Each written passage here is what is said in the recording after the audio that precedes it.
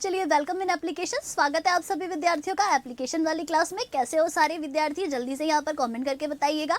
चलिए तो भाई जबर, कुमार, अरविंद, ठीक है, मुकेश मंडेल, पिस्ता, अजय, गोपाल, आप सभी विद्यार्थियों का एप्लीकेशन वाली क्लास में बहुत बहुत स्वागत है। तो आइए स्टार्ट करते हैं हमारे आज के इम्पॉर्टेंट सेशन को। तो जैसे कि हम पिछली क्लास में धातु अधातु वाला चैप्टर पढ़ रहे थे, ठीक है, उसके अंदर कुछ एक विद्यार्थी मुझे लगातार कमेंट किए जा रहे थे कि मैम 3D हो गया, 4D हो गया, क्या 5D कराओगी? तो मैडम कहेगी कि चलते फिरते कभी भी क्लासों के बीच बीच में 5D और साथ साथ में F ब्लॉक भी करवा दूंगी, एक साथ नहीं करवाऊंगी। रीज़न ये है कि जो छोटे एग्जाम है उसमें वो आता नहीं है। अभी अगर उसके बारे में लगाएंगे तो फिर दिक्कत हो जाएगा अच्छा खासा, ठीक है। तो एक काम करते हैं, आज से एक नया टॉपिक शुरू करेंगे और ये जो नया टॉपिक है, ये नया टॉपिक रहेगा हमारे भौतिक और रासायनिक परिवर्तन का। तो आ जाओ चलते हैं यहाँ पर और बात करेंगे हम भौतिक और रासायनिक परिवर्तन की। तो उससे पहले एक बार विषय लिख देती हूँ, टॉपिक लिख देती हूँ, बाकी चलते हैं। कुछ एक विद्यार्थी कह रहे हैं मैम कल क्लास क्यों नहीं हुआ ना, कल क्लास क्यों नहीं हुआ, जबकि यूट्यूब पे तो आप आ रही थी। तो मैडम कहेगी शाम तक होते होते भाई जुखाम मेरे को ज़्यादा हो गया, तो बोलने में समस्या आ रही थी, इसीलिए मेरी जो क्लास है ये क्लास मैंने कल कैंसिल करवाई थी, ठीक है, तबीयत सही नहीं थी हमारी। चलो आगे बढ़ते और नेक्स्ट चलते हैं और बात करेंगे हमारे नए टॉपिक की। चलो तो भाई श्रवण राम, रमेश कुमार और साथ साथ में सुधा शर्मा, है ना, बिरबल, सभी विद्यार्थियों का बहुत बहुत स्वागत है एप्लीकेशन वाली प्यारी सी क्लास में, ठीक है। तो कुछ एक विद्यार्थी कह रहे हैं मैम तबीयत कैसी है? तो मैडम कहेगी तबीयत ही तो सही नहीं है, यही तो बात हो रही है। तो लगाओ यहाँ पर, हम पढ़ रहे हैं विज्ञान और विज्ञान के अंदर बातचीत करने वाले हैं नए चैप्टर की। तो केमिस्ट्री का हमारा दूसरा चैप्टर, जिसमें पशु परिचर वाले पेपर में जो क्वेश्चंस आए हैं वो भी बता दूंगी और साथ साथ में ये भी बता दूंगी कि कितना इसमें पढ़ना होता है। तो लिखो यहाँ पर भौतिक और रासायनिक परिवर्तन, लिखिए भौतिक एवं रासायनिक परिवर्तन, लिख दो, लिख दीजिए फिजिकल एंड केमिकल चेंज। तो आ जाओ बात करते हैं यहाँ पर नए नए चैप्टर की। तो हेडिंग डालते हैं और लिखना शुरू करते हैं भौतिक और रासायनिक परिवर्तन। तो एक बहुत अच्छा सा टॉपिक है जो बहुत ही कम समय में हो भी जाएगा, ठीक है। तो लिखो यहाँ पर भौतिक एवं रासायनिक परिवर्तन, ठीक है, लिख दो।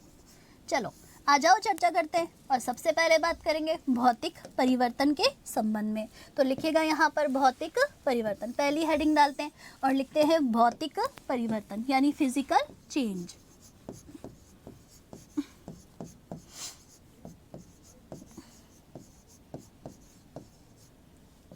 Physical change. चलो भौतिक परिवर्तन में सबसे पहले हम ये बात करेंगे कि मैम क्या होता है भौतिक परिवर्तन। तो मैडम कहेगी कि ऐसा कोई परिवर्तन जिसमें किसी भी पदार्थ के भौतिक गुणों में परिवर्तन हो जाता है, अर्थात फिजिकल प्रॉपर्टीज में चेंज हो जाता है, उसे हम भौतिक परिवर्तन के नाम से जानते हैं। तो आ जाइए बात करते हैं भौतिक परिवर्तन के बारे में। लिखो यहाँ पर, लिखिए ऐसा कोई परिवर्तन जिसमें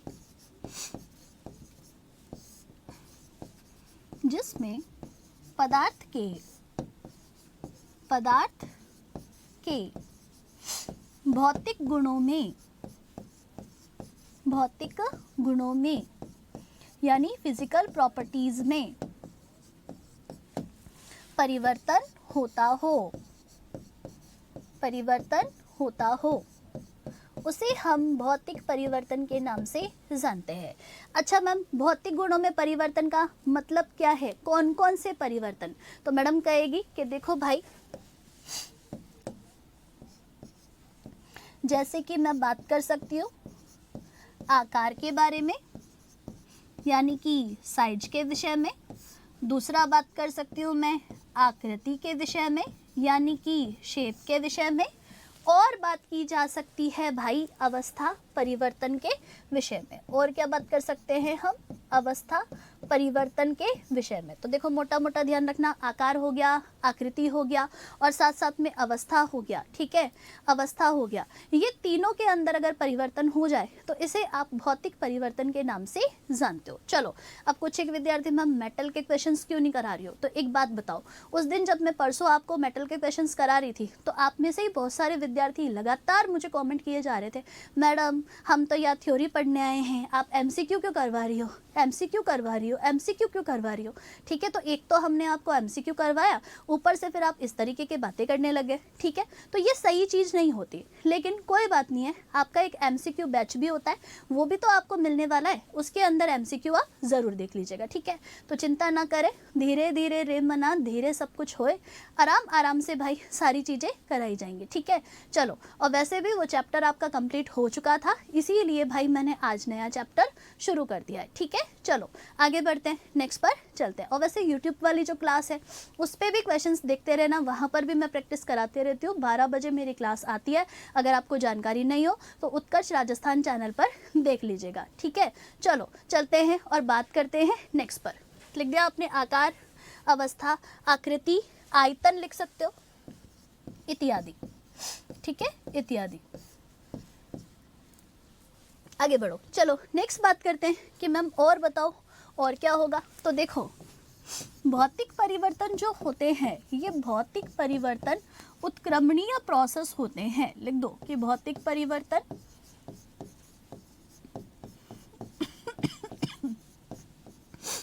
उत्क्रमणीय सॉरी प्रवृत्ति के होते हैं। लिख दो भौतिक परिवर्तन उत्क्रमणीय प्रवृत्ति के होते हैं, अर्थात रिवर्सिबल प्रोसेस के होते हैं। चलो लिख दो यहाँ पर लिखो कि भौतिक परिवर्तन उत्क्रमणीय प्रवृत्ति के होते हैं, ठीक है, उत्क्रमणीय प्रवृत्ति के होते हैं। कैसे मैम, तो मैम ये एग्जाम्पल कराओगी ना तभी समझ में आएगा। जैसे कि मैं कह सकती हूँ कि जो बर्फ है, ये बर्फ अगर पिघल जाए, है ना, पिघल जाए तो पिघलेगा तो मैम क्या प्राप्त होगा, पानी प्राप्त होगा, है ना, क्या प्राप्त होगा, पानी।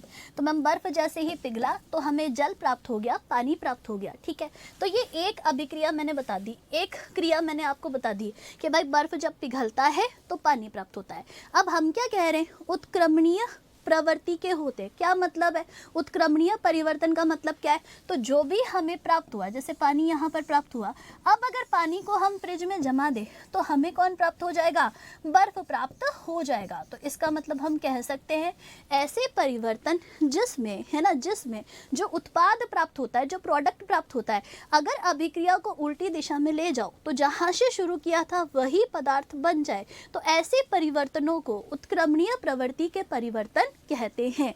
तो मेरे हिसाब से समझ में आ रहा होगा कि उत्क्रमणीय प्रवृत्ति के परिवर्तन ये होते हैं, ठीक है। चलो मैडम हमारे सिलेबस में सबसे बड़ा टॉपिक कौन सा है, तो सबसे बड़ा टॉपिक एक तो आपका केमिस्ट्री का धातु अधातु है, और दूसरा हमारी जो बायोलॉजी है इसमें मानव रोग का है। तो ये दो टॉपिक बहुत बड़े होते हैं, ठीक है।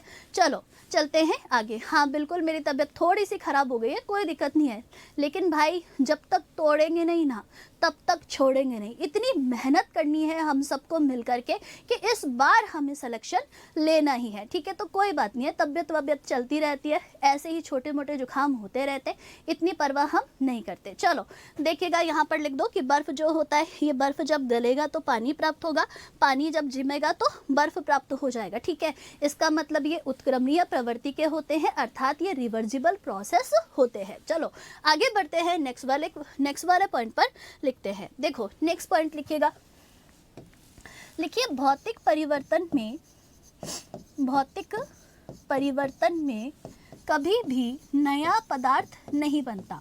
लिखो भौतिक परिवर्तन में नया पदार्थ नहीं बनता, ठीक है। देखो एनसीईआरटी की लाइंस लिखा रही हूँ जो कि सीधी सीधी डायरेक्टली पेपर में पूछी जाती है, तो ध्यान रखना इस पर।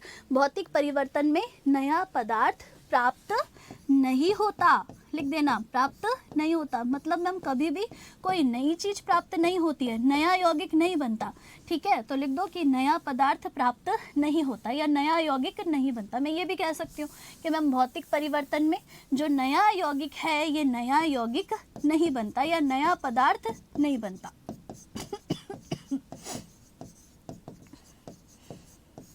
चलो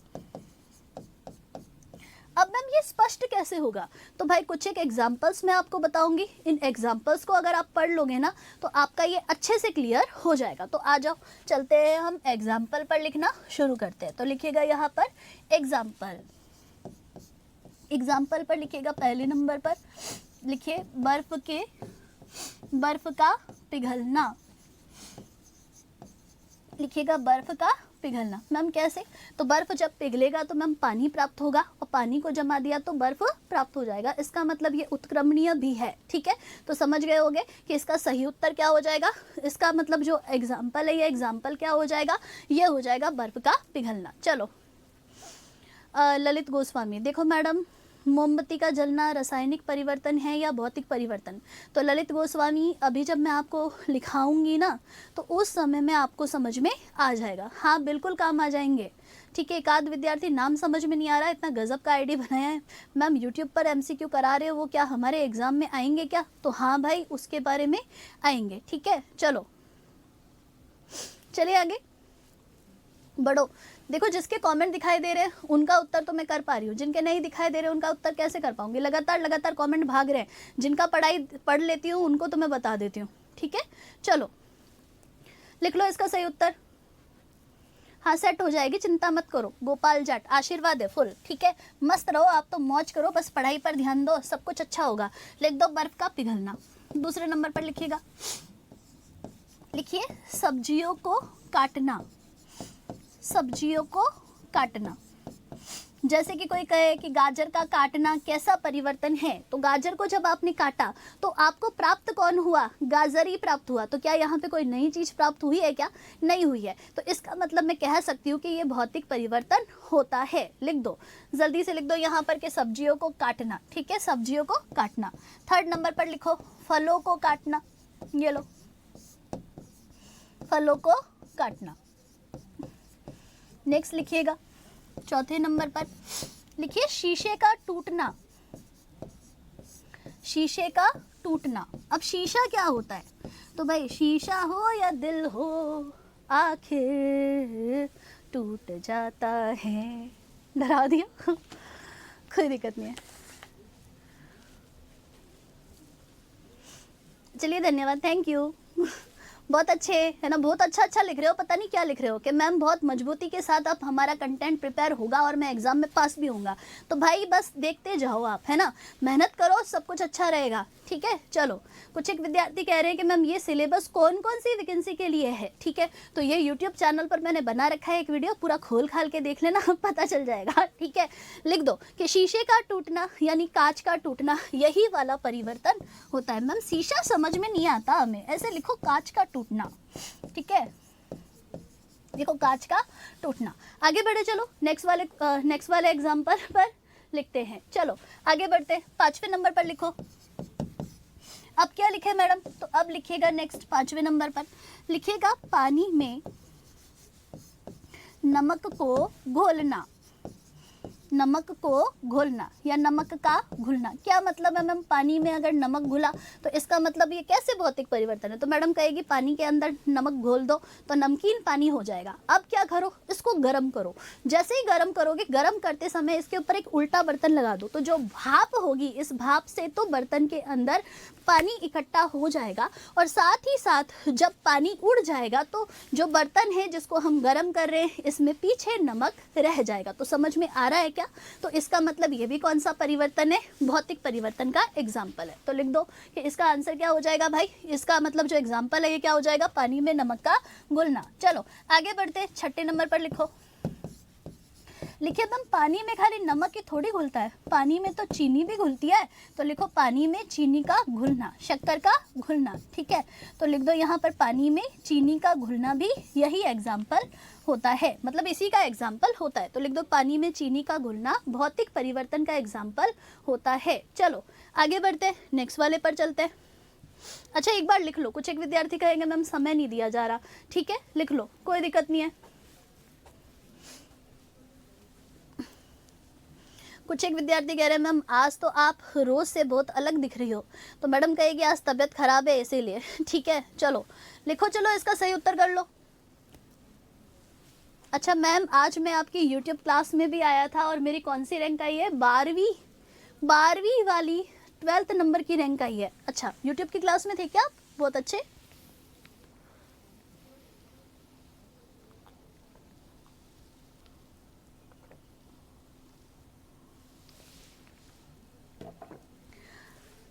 हाँ भाई दवाई तो ले रखी है मैंने। लिखो पानी में चीनी का घुलना, ठीक है, पानी में चीनी का घुलना यानी वाटर के अंदर मैं कह सकती हूँ कि जो शुगर है इसका डिसॉल्व होना।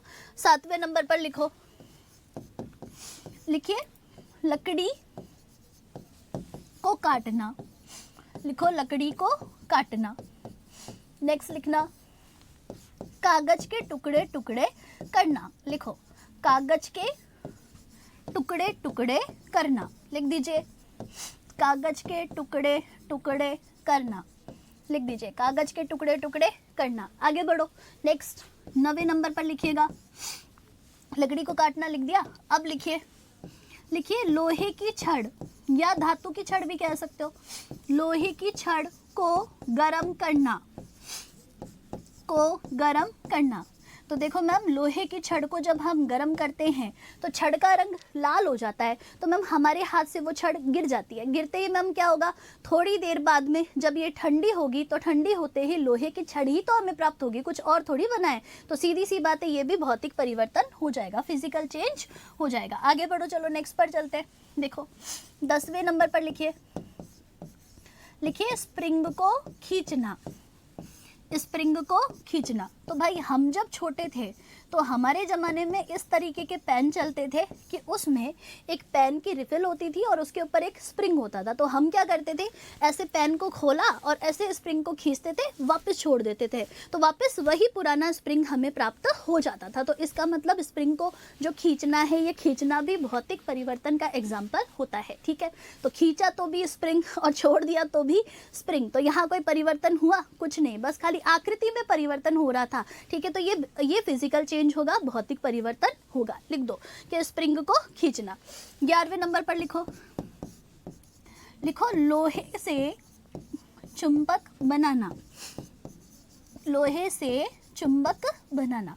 आप सभी विद्यार्थी इस बात को जानते होंगे कि जो लोहा होता है, ये लोहा चुंबकीय होता है। कैसे मैम, अगर इसको हम चुंबकीय क्षेत्र में रख देना तो सीधी सी बात है, जो लोहा है ये लोहे से चुंबक हमें प्राप्त हो जाएगा, ठीक है। अब होगा क्या, जैसे ही चुंबकीय क्षेत्र यहाँ से हटा लोगे तो दोबारा वहाँ पर आपको प्राप्त कौन होगा, लोहा ही प्राप्त होगा। तो मैम लोहे से चुंबक का बनना भी हमारे भौतिक परिवर्तन का एग्जाम्पल होता है। तो लिख दो कि लोहे से चुंबक का बनना भौतिक परिवर्तन का एग्जाम्पल होता है। चलो और भी याद आने दो, देखो एक बार मुझे देखने दो। देखो मैं आपको जो भी एग्जाम्पल्स लिखा रही हूँ ना बेटा, ऐसे छाट छाट के लिखा रही हूँ, सटीक सटीक लिखा रही हूँ, जो राजस्थान की सभी परीक्षाओं में पूछे हुए हैं। और साथ ही साथ एक बात आपको और बता दूँ, यही एग्जाम्पल्स भारत की परीक्षाओं में भी आते हैं। रीज़न क्या है, क्योंकि भाई मैं खुद भी सेंट्रल एग्जाम्स जो होते हैं उन पर पढ़ाती हूँ, तो मैं अच्छे से जानती हूँ कि यही प्रश्न आपसे बार बार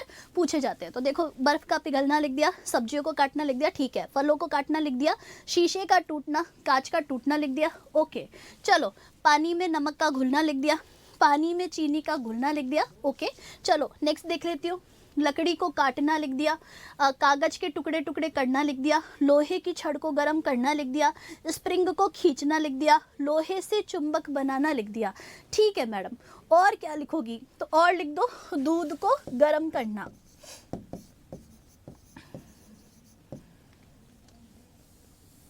नहीं, दूध को गर्म करना नहीं आएगा यहाँ पे, ठीक है, बस इतना ही आएगा, लिख दीजिए लोहे से चुंबक का बनना, ठीक है। आगे बढ़ो, नेक्स्ट वाले पर चलते हैं। छठा नंबर वापस बताओ मैडम, ठीक है, देखो एक बार देखते हो छठा नंबर क्या है, पानी में चीनी का घुलना। भाई चीनी का जो घोल है इसको चढ़ाना, कहाँ चढ़ाओगे, कहाँ चढ़ाओगे, तो सीधी सी बात है भाई, चढ़ाएंगे कहाँ, बर्तन में, और बर्तन में चढ़ाएंगे तो सीधी सी बात है मैम होगा क्या, तो होगा बस यही कि मैम जो पानी है ये पानी तो वाष्प में बदल जाएगा, और मैम जो चीनी है ये बर्तन के अंदर रह जाएगी। तो इसका मतलब मैं कह सकती हूँ कि जो चीनी का घोल है, पानी में चीनी का घुलना है, ये कैसा परिवर्तन होगा, ये परिवर्तन भी आपके भौतिक परिवर्तन का एग्जाम्पल हो जाएगा, ठीक है। चलो आगे बढ़ते हैं, नेक्स्ट वाले पर चलते हैं। तो ये इतने परिवर्तन लिख दो। अब चलते हैं और हम बात करते हैं अवस्था परिवर्तनों की। तो मैं एक काम करती हूँ, पहले आपको अवस्था परिवर्तन समझाती हूँ, और अवस्था परिवर्तन समझाने के बाद ही, है ना, अवस्था परिवर्तन समझाने के बाद ही आपको अच्छे से समझ में आएगा, ठीक है। चलो तो बताती हूँ, देखो अवस्था परिवर्तन क्या क्या होते हैं, तो एक बार थोड़ा सा पेशेंस रखना है ना। जैसे मैम देखो हम सब जानते हैं कि पदार्थ की वैसे तो 5 अवस्थाएं होती है, ठोस, द्रव, गैस, प्लाज्मा, और होती है मैम BEC, बॉस आइंस्टीन, साथ साथ में कंडेंसेट अवस्था, सबको मालूम है, ठीक है। लेकिन मैम जो मुख्य अवस्थाएं हैं, ये मुख्य अवस्थाएं कौन कौन सी होती है, तो ठोस होता है, द्रव होता है और गैस होता है, 3 जने होती है, ठीक है। तो इसमें ही देखो मैं अवस्था परिवर्तन समझा रही हूँ, तो ठोस से लिखती हूँ पहले मैं द्रव, एक तरफ लिख देती हूँ गैस। तो पहले एक बार समझाने दो, फिर सारे एग्जाम्पल यहाँ पर एक बार एक एक करके मैं आपको बता दूंगी, ठीक है। तो देखो जो ठोस है, जो सॉलिड है, जो द्रव है, जो लिक्विड है, और जो गैस है ये जी गैस है, ठीक है। अब देखो मैम ठोस जब द्रव में बदलता है तो इसे हम गलन कहते हैं, अर्थात मेल्टिंग कहते हैं, ठीक है। इसको हम क्या बोलते हैं, गलन यानी कि मेल्टिंग के नाम से जानते हैं। अच्छा मैम द्रव को जब हम गर्म करते हैं तो वाष्प निकलती है, तो इसे हम वेपराइजेशन, बॉइलिंग यानी कि उबलना कहते हैं। अगर सरल भाषा में बात करूँ तो उबलना ही कहेंगे, और क्या कहेंगे, ठीक है। तो लिख दो कि द्रव जो होता है, इस द्रव का जो गैस में बदलना है, इसे हम अगर साइंस की लैंग्वेज में बोले तो बॉइलिंग यानी कि क्वथन कहेंगे, या फिर वाष्पन कह देंगे, बॉइलिंग कह दो, या फिर वेपराइजेशन कह सकते हैं। चलो अब क्या होता है मैम, कभी कभी ठोस सीधा ही गैस में बदल जाता है मैम, इसको हम ऊर्ध्वपातन के नाम से जानते हैं। तो लिख दो यहाँ पर ऊर्ध्वपातन यानी कि सब्लिमेशन। तो मैम इसको क्या बोल दिया आपने, तो इसको आपने सब्लिमेशन बोल दिया। मतलब जो ठोस है, जो सॉलिड है, ये लिक्विड में चेंज नहीं हुआ और सीधी सी बात है किस में कन्वर्ट हो गया, गैस में कन्वर्ट हो गया, तो इसे हम ऊर्ध्वपातन कहते हैं, अर्थात सब्लिमेशन के नाम से जानते हैं। अब क्या हुआ मैम, तो देखो कभी कभी जो गैस है, ये गैस को इकट्ठा करके जब ठंडा किया जाता है तो ठंडा करते ही मैम ये द्रव में बदल जाता है। किस में बदल जाता है, द्रव में बदल जाता है। तो मेरे हिसाब से आपको समझ में आ रहा होगा कि इसे हम संघनन कहते हैं, इसको हम संघनन कहते हैं, अर्थात मैं कह सकती हूँ कि इसे आप संघनन के नाम से जानते हैं, कंडेंसेशन कहते हैं। चलो आगे बढ़ते हैं, नेक्स्ट पर चलते हैं। मैम द्रव जो होता है, इस द्रव को जब ठोस में बदलते हैं, तो मतलब द्रव को जब हम जमा देते हैं तो यह ठोस में बदल जाता है, इसे हम फ्रीजिंग कहते हैं। भाई इसको क्या बोल दिया, फ्रीजिंग बोल दिया। इसको मैम क्या कह दिया, कंडेंसेशन कह दिया। देख लो सारी चीज़ें बता रही हूँ आपको, 1 बाय 1 सबके एग्जाम्पल भी बताऊंगी, ठीक है। तो मैम द्रव जब ठोस में बदल जाए तो हिमन कहलाएगा, गैस जब द्रव में बदल जाए तो संघनन कहलाएगा, ठोस जब द्रव में बदल जाएगा तो गलन कहलाएगा, और मैम देखो द्रव को जब गैस में बदल दिया तो क्वथन कहलाएगा। ये चीज़ आपको समझ में आ गई होगी, ठीक है। चलो आगे बात करते हैं, नेक्स्ट अब बात करेंगे कि मैम एक बात बताओ कि गैस को अगर सीधा ही ठोस में बदल दे तो इसे हम क्या कहते हैं, तो गैस को सीधा ही जो ठोस में बदलना है ये निक्षेपण के नाम से जाना जाता है। तो लिख दो कि इसे हम निक्षेपण कहते हैं, डिपोजिशन कहते हैं, ठीक है। तो ये तमाम प्रकार के आपके कौन है, अवस्था परिवर्तन है। तो इन्हीं के नाम हमें क्या करने पड़ेंगे, 1 बाय 1 लिखने पड़ेंगे। तो पहले मैं एक काम करती हूँ, नोट डाल के इन सब के एग्जाम्पल बता देती हूँ, और जैसे ही एग्जाम्पल बता दूंगी वैसे ही सीधा मैं कह सकती हूँ कि आपका फिजिकल चेंज वाला जो पार्ट है ये खत्म हो जाएगा, ठीक है। चलो तो एक बार मैं एक काम करती हूँ, उसको थोड़ा सा साइड में करती हूँ और इसी के बगल में लिखना शुरू करती हूँ ताकि आपको भी बोर्ड से सीधा सीधा समझ में आ सकेगा। तो चलो चलते हैं हम पहले पॉइंट पर। तो फर्स्ट नंबर पर लिखती हूँ मैं गलन। गलन यानी कि मेल्टिंग, दिख रहा होगा आपको, मेल्टिंग। मैम गलन क्या होता है? तो गलन का मतलब है मैम ठोस का सीधे ही द्रव में बदलना, तो ठोस से द्रव, ठीक है। अच्छा मैम इसका एग्जाम्पल बताओ, तो लिखो बर्फ का पिघलना, बर्फ का पिघलना। चलो आगे बढ़ो, नेक्स्ट सेकंड नंबर पर चलते हैं। दूसरे नंबर पर लिखती हूँ क्वथन यानी कि वाष्पन, या जैसे हम बॉइलिंग कह रहे हैं, ठीक है। तो मैम इसका मतलब क्या है? तो क्वथन का मतलब है द्रव से गैस बनना, द्रव से गैस बनना। अच्छा मैम इसका एग्जाम्पल कराओ तो एग्जाम्पल हो जाएगा पानी से भाप का बनना, भाप बनना। चलो थर्ड नंबर पर चलते हैं। तीसरे नंबर पर लिखिएगा ऊर्ध्वपातन, लिख दो ऊर्ध्वपातन यानी कि सब्लीमेशन। मैम ये क्या होता है? तो मैम कहेगी ऊर्ध्वपातन का मतलब है ठोस का सीधे ही गैस में बदलना।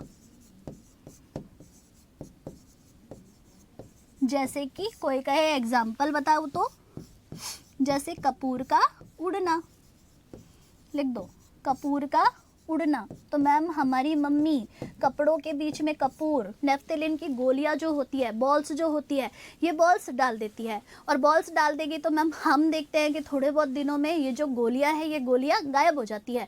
कपड़ों में खुशबू आती है, ठीक है, कपड़ों में क्या आती है? खुशबू आती है। तो मैम मैं कह सकती हूँ कि इसका मतलब जो ठोस है ये सीधा किस में बदल गया?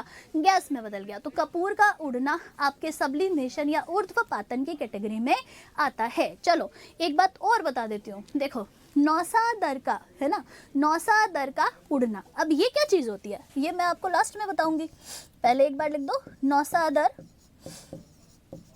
का उड़ना।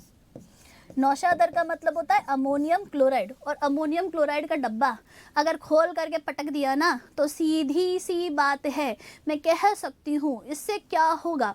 तो मैम इससे एक चीज होगी कि नौशादर उड़ जाएगा, प्राप्ति नहीं होगा आपको वापस, ठीक है। आप कहोगे ओ तेरी ये डब्बा खाली कैसे हो गया? तो खाली क्यों हो जाएगा? क्योंकि मैम नौशादर जो होता है, अमोनियम क्लोराइड जो होता है ये उड़ जाता है, ठीक है। चलो तो इसका एग्जाम्पल याद कर लेना, बस एग्जाम्पल रट लोगे तो काम हो जाएगा। पहले यहाँ तक नोट करो, फिर आगे वाला लिखेंगे, ठीक है। पहले एक बार यहाँ तक तो लिखो। एक जना कह रहा है मैम बल्ब का प्रकाशित होना, प्लेटिनम के तार का गर्म करने पर चमकना, ये सब चीजें भी भौतिक परिवर्तन में आती है। पूनिया जी, बिल्कुल सही है भाई पूनिया जी। गिरधारी सिंह मैडम आज आपकी तबीयत कैसी है? मैडम कहेगी कि देख लो आपकी दुआ है भाई, ठीक है हम, ठीक है हम क्या है थोड़ा ठीक है। बस अब देखो ऐसे तो तबीयत चलती रहती है, ऊपर नीचे कोई फर्क नहीं पड़ता। 12 बजे आती है। चलो अच्छा मैडम पेंसिल के छिलकों को हम मिल्क में मिलाकर रबर बनाते थे। अच्छा चलो राधे राधे। ब्रजेश कुमार, अमित परमार 10 बार तो बता दिया समस्थानिक, कितनी बार बताऊंगी भाई? एक ही क्वेश्चन तुम बार बार पूछ रहे हो मुझे, पुरानी क्लासें नहीं देखी आपने? बताओ समस्थानिक क्या होता है मैम? समस्थानिक का मतलब है जिसका परमाणु क्रमांक सेम हो, मतलब जिसमें प्रोटॉन की संख्या सेम हो लेकिन परमाणु भार अलग अलग हो जाए, अर्थात मैं कह सकती हूँ न्यूट्रॉन की संख्या अलग अलग हो जाए, ठीक है। चलो एग्जाम्पल क्या होगा मैडम? तो एग्जाम्पल है भाई जैसे कि हाइड्रोजन का प्रोटियम, ड्यूटेरियम और साथ साथ में ट्राइट्रियम, ठीक है। 1H1, 1H2, 1H3 लिखा रखा है पुरानी क्लासों में, कार्बन में भी लिखाया था, कार्बन 13, कार्बन 14, कार्बन 15, ठीक है। और एक और लिखाया होगा यूरेनियम 234, 235, 238। चलो चलते हैं, आगे बढ़ो। चलो इसको तो लिखो फटाफट से, क्या ही बात कर रहे हो भाई।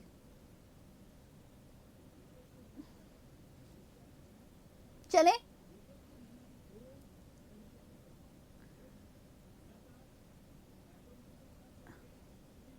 अभी बताया तो सही, नौसादर अमोनियम क्लोराइड होता है, लास्ट में लिखा होंगी। पहले इसको लिख दिया क्या, ये बताओ मुझे, लिख दिया क्या सबने?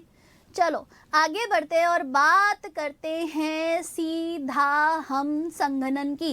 पहले संघनन पढ़ेंगे, फिर हिमन पढ़ेंगे, फिर क्या पढ़ेंगे, निक्षेपण पढ़ेंगे, और लगे हाथ इनके एग्जाम्पल भी पढ़ लेंगे। मैम कक्षा के अंदर ही तो कंटा काटो, मतलब जो है प्रॉब्लम उसको यहीं पर कर डालो। मैम क्या बार बार यहाँ पर रिवाइज करना है, क्लास के अंदर ही याद कर लिया करो, सबसे बढ़िया तरीका होता है ये। चलो देखो चौथे नंबर पर लिखो। देखो अब कुछ एक विद्यार्थी, मैम संगणन क्या होता है, मैडम संगणन क्या होता है, मैडम संगणन क्या होता है, तो भाई रुको जरा, सब्र करो, पहले वो वाला नोट तो करने दो। चलो चौथे नंबर पर लिखो संगणन। अब लिखिएगा संगणन यानी कंडेंसेशन, ये होता है। देखो अभी बता रही हूं मैं क्या होता है, एग्जाम्पल लिखूंगी तभी तो समझ में आएगा। लिखो यहाँ पे संगणन का मतलब क्या है, तो संगणन का मतलब लिखिएगा, लिखिए गैस से द्रव का बनना। मैम एग्जाम्पल बता सकती हो, तो लो भाई अभी बता देती हूँ मैं आपको एग्जाम्पल क्या होगा। तो लिखो इसका एग्जाम्पल हो जाएगा, जैसे कि मैं कह सकती हूँ कि जो भाप है, इस भाप को अगर हम ठंडा कर दे तो इससे पानी प्राप्त होता है। बारिश कैसे होती है, ऐसे ही तो होती है संगणन से। तो लिख दो यहाँ पर बारिश का होना, या फिर सीधा लिखना भाप को ठंडा करने से पानी बनना। गैस जब ठंडी हो जाती है ना, तो गैस जब ठंडी हो जाती है तो होता क्या है मैम, द्रव में बदल जाती है। सॉरी, ये संगणन कहलाता है। लिख दो भाप को ठंडा करने से पानी का बनना, या फिर लिखना बारिश का होना। लिखिए बारिश का होना। चलो लिख दो यहाँ पे बारिश का होना। आगे बढ़े, चलो नेक्स्ट पर बात करते हैं। 5वें नंबर पर चलो, अब लिखते हैं हम मैम नेक्स्ट क्या लिखे, तो नेक्स्ट हो जाएगा हिमन। हिमन यानी कि फ्रीजिंग। हिमन का मतलब क्या है, तो लिखेगा हिमन का मतलब है द्रव से ठोस बनना। मतलब क्या है मैम, एग्जाम्पल कैसे, तो मैम अभी तो आ गई है सर्दी, लेकिन जब मैम गर्मी आती है तो करते क्या है मैम, कुछ नहीं करते, एक बर्तन लेते हैं उसमें पानी डालते हैं और मम्मी से कहते हैं हट जाओ मम्मी, पहले मेरे को फ्रीजर खोलने दो, एक बर्फ जमाने दो। ऐसे ही तो करते हैं घर में। तो बच्चे पता नहीं शायद कटोरिया और शायद अगर भगोना जो होता है ना, समझते हो भगोना, पतीला जिसको बोलते हैं, ये पतीला जो होता है ये फ्रीजर में आता नहीं है। अगर हमारी बस में हो ना तो पतीला तक हम जमा दे, ठीक है। तो छोटे छोटे बर्तन, कटोरिया, ग्लास, सबके अंदर क्या डाल देते हैं, पानी डाल देते हैं और फ्रीजर के अंदर रख देते हैं। इससे बर्फ जम जाता है, पता है ना आपको। और मेरे हिसाब से आपको ये भी पता होगा कि जब आमरस बनता है हमारे घरों में, है ना, मैंगो शेक बनता है, तो बहुत से बच्चे क्या करते हैं, ग्लास लेते हैं, कटोरी लेते हैं, दूसरे भाई बहनों से छुपा छुपू के अपने फ्रीजर में डाल करके उससे भी मैंगो की आइसक्रीम बना लेते हैं। और मैंगो की आइसक्रीम जब बना लेते हैं तो सुबह फिर बहुत चाव से खाते हैं और बाकी के भाई बहनों को चिढ़ाते हैं। ऐसा भी तो करते हैं हम। तो लिख दो कि द्रव से ठोस का बनना। जैसे कि मैं कह सकती हूँ, लिखिए पानी का जमना। और पानी का जब जमना होगा तो मैम इससे क्या बनेगा, इससे मैम बर्फ बन जाएगा, ठीक है। समझ में आ गया होगा, ठीक है, बर्फ प्राप्त हो जाएगी। तो इसको आप हिमन कहते हो। चलो आगे बढ़ते हैं और नेक्स्ट पर चलते हैं। पहले इसको लिख दो भाई। बहुत सारे बच्चे हैं भाई, क्या करोगे जान करके, कितने बच्चे लाइव है, इतना तुम सोच नहीं पाओगे जितने बच्चे लाइव है, ठीक है। चलो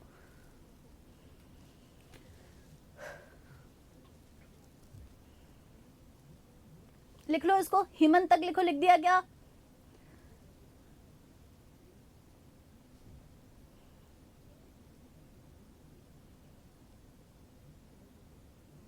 लिख लिया मैडम, वेरी गुड। चलो आगे बढ़ते हैं और नेक्स्ट वाले पॉइंट पर चलते हैं। मैम अब किस पर चलेंगे? अब चलेंगे मैम निक्षेपण पर। पहले मैडम एक बार निक्षेपण समझाओ हमको।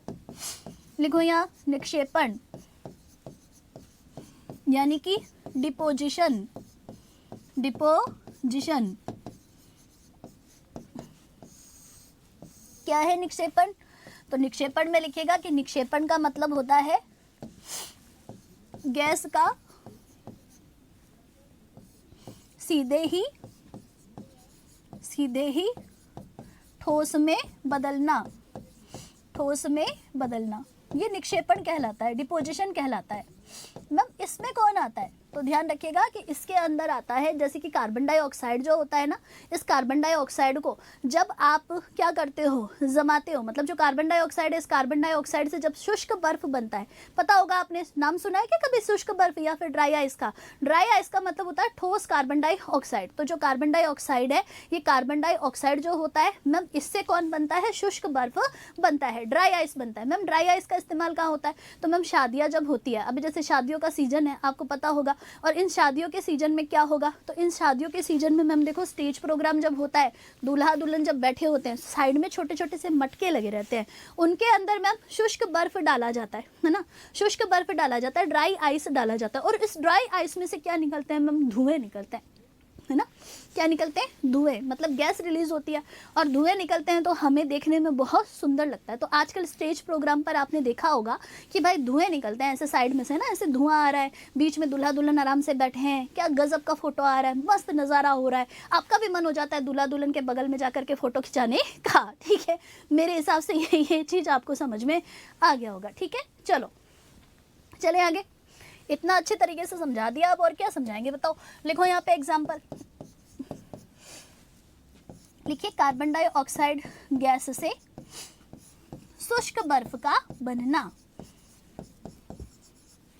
शुष्क बर्फ का बनना।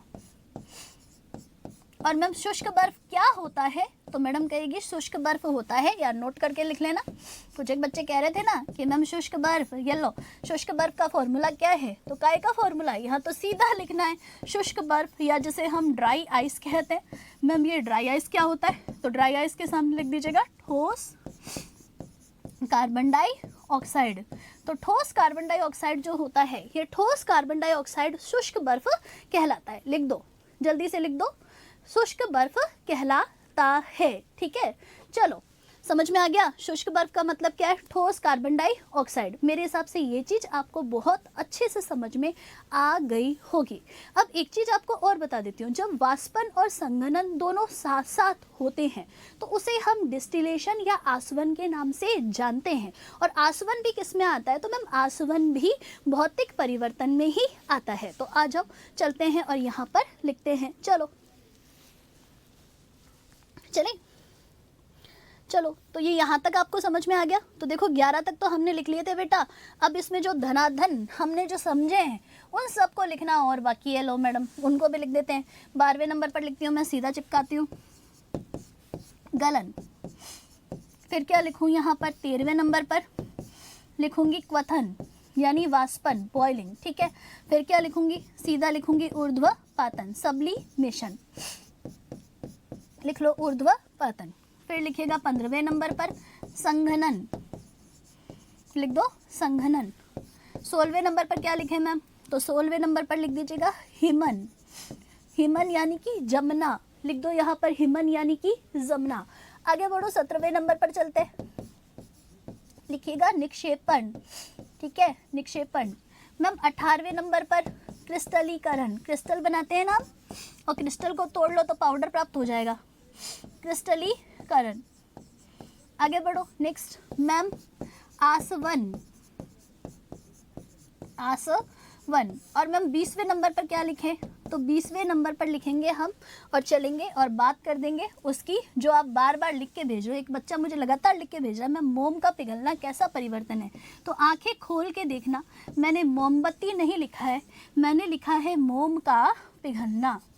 मैम जब मोम को गर्म करते हैं तो हमें पिघला हुआ मोम प्राप्त होता है और ये भी मैम एक भौतिक परिवर्तन का उदाहरण होगा। तो लिख दो यहाँ पर, मेरे हिसाब से समझ में आ गया होगा कि भाई मोम का पिघलना कैसा परिवर्तन है। तो मोम का पिघलना भी भौतिक परिवर्तन है। सबसे पहले तो ध्यान रखना, मैंने ये कहीं पर भी नहीं कहा है मोमबत्ती का जलना। क्यों? क्योंकि अगर मैं मोमबत्ती का जलना तो बोल ही नहीं सकती। मोमबत्ती का जलना तो अगर क्वेश्चंस के हिसाब से पूछे तो रासायनिक परिवर्तन होता है।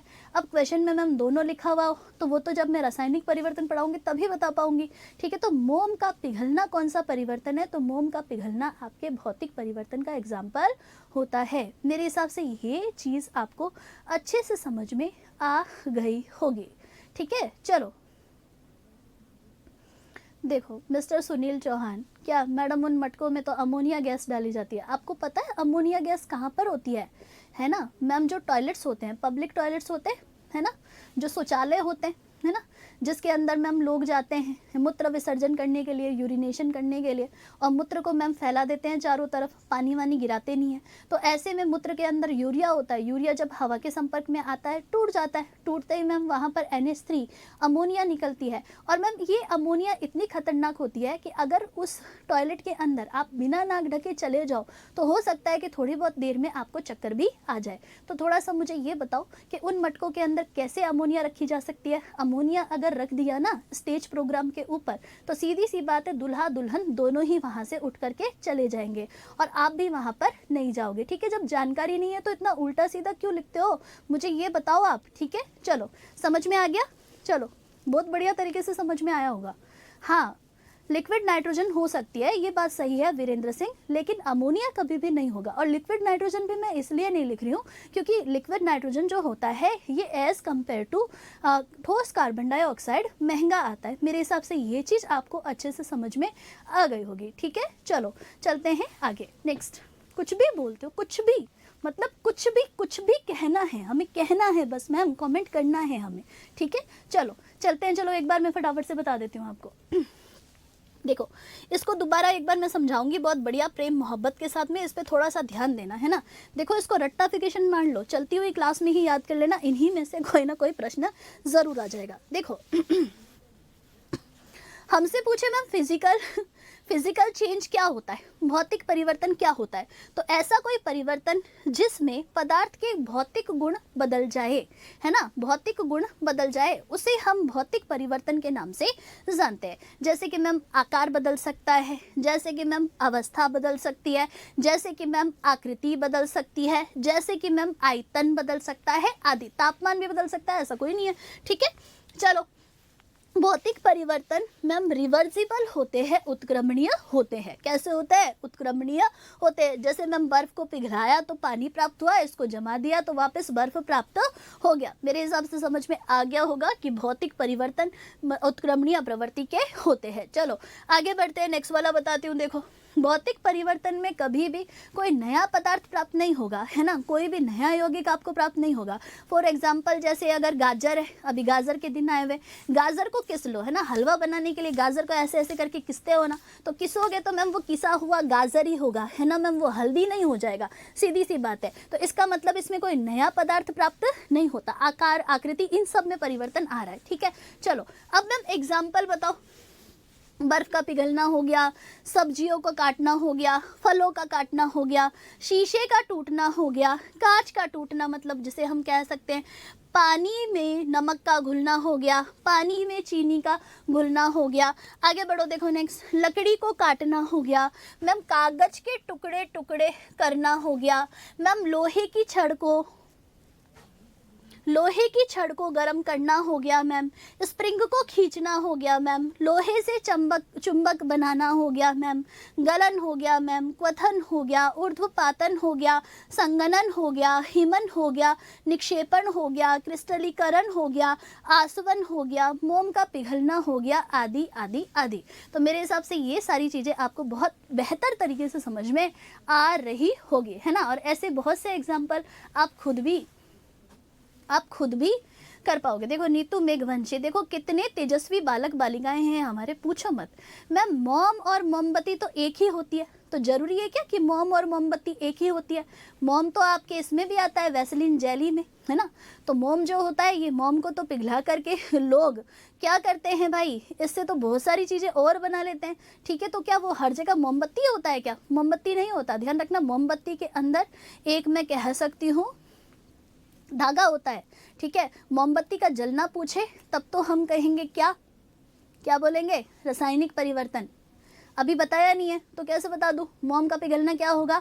भौतिक परिवर्तन होगा। बस इतना सा ध्यान रखो। चलो आगे बढ़ते हैं। नेक्स्ट, कुछ भी चल रहा है, तेजस्वी हो गए।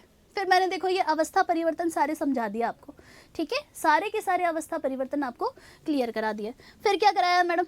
ये सारे अवस्था परिवर्तन बता दिए, फिर नोट डाल के ये भी बता दिया शुष्क बर्फ क्या होता है। अब चलो, एक बच्चा जो मुझे बार बार कह रहा है कि मैडम ये भी तो लिखो, सोने को पिघलना। अरे धातुओं का पिघलना सबको पता है मैम, पिघला हुआ सोना जो होता है इससे मैम हार्ड सोना बन सकता है मैम। जेवर वेवर जो होते हैं आभूषण बनाना, ये भी इसी का एग्जाम्पल है। तो लो चलो, तुम्हें मजा आ रहा है तो मैं लिख देती हूँ। लिखो यहाँ पे 21वें नंबर पर लिखो, लिखो सोने का पिघलना। ये लो सोने का पिघलना। अच्छा, राजस्थान की परीक्षा में एक प्रश्न और आया हुआ है, वो और करा देती हूँ, ठीक है। लिखिएगा, लिखिए प्लेटिनम के तार को गरम करने पर चमकना।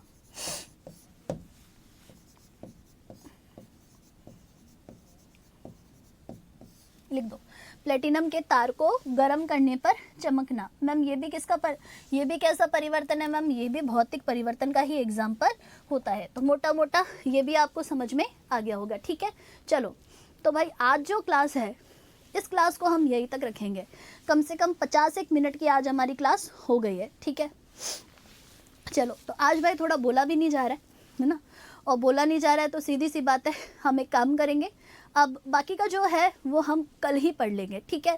तो यहाँ पर आज की क्लास को एंड कर रही हूँ। आज अपनी कॉपी के अंदर भौतिक परिवर्तन सारे लिख लेना। कल हम क्या करेंगे, रासायनिक परिवर्तन को पूरा कंप्लीट कर लेंगे। तो कल एक और चैप्टर, देखो मैम देखते देखते एक पूरा चैप्टर खत्म हो जाएगा, ठीक है, वो समाप्त कर लेंगे। चलो तो तब तक आप भी आराम से रहना, बढ़िया से रहना, अपना ध्यान रखना, और बाकी हम मिलते हैं कल शाम को इसी टाइम, है ना, शाम को 6 बजे। चलिए, धन्यवाद, थैंक यू।